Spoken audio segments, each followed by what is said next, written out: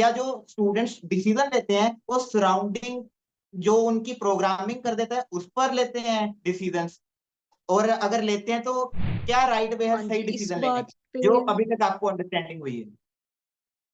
तो first of all ये है कि जो चीज़ हम बचपन में सुनते हैं, ठीक है? वो भी एक तरह का पीयर प्रेशर ही होता है। तब होता है कि जो घर पे बातें चल रही है, बंदा वैसा बनने तब हमें यही होता है ना कि मेन करियर चॉइस यही है कि या तो हम डॉक्टर बन जाएँ या इंजीनियर बन जाएँ या जज बन जाएँ, 3 चीज़ें, है ना? और फिर एक और चीज़ भी आती है आजकल लोगों को है कि हमें तो आईएएस, आईपीएस बनना है, ऑफिसर बनना है। तो यही 4-5 चीज़ें हैं जो कि सिखाई जाती है कि यही बन सकते हो, इसके अलावा और कुछ नहीं है। करने को तो बड़ा कुछ है। एग्ज़ैक्टली। तो बचपन में वो चीज़ इफ़ेक्ट कर रही है आपको और जब आप आ रहे हो 11th-12th में तब आता है आपका टर्निंग फेज़, है ना? तब आप टीनेज में होते हो, आपकी डिसीज़न मेकिंग जो पावर होती है ना वो उतनी नहीं होती है, आपकी कैपेबिलिटी नहीं होती उतनी। और जो भी आपकी सुनी-सुनाई बातें होती हैं जैसे कि 11th-12th में मैं कोचिंग सेंटर में गई तो वहाँ पे तो आपको जैसे बोलते हैं ना कि बढ़ा-चढ़ा के बातें बताई जाती है कि एम्स ही सब कुछ है, अगर एम्स नहीं क्लियर होगा तो आपका कुछ नहीं होगा।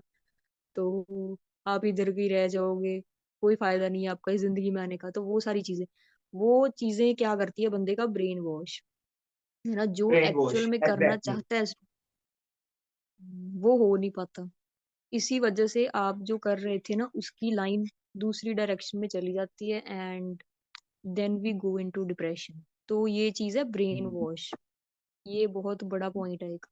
और दूसरी बात जो आपने कही कि हमें चूज़ कैसे करना चाहिए अपना करियर, तो अगर आप खुद चूज़ कर सकते हो कि इतनी कैपेबिलिटी है कि आपको किसी चीज़ में इंटरेस्ट आ रहा है या आपका पैशन है, तो वो फ़ॉलो करो।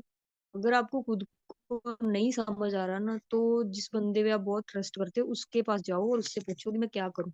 तो वो आपको थोड़े से पॉइंट ऐड ऑन करके बता देगा कि आप में ये कमी है, ये अच्छाई है, तो आप ये चीज़ कर लो। तो ये 2 ऑप्शंस हैं आपके हुँ। पास, जो कि मैंने सीखे थे।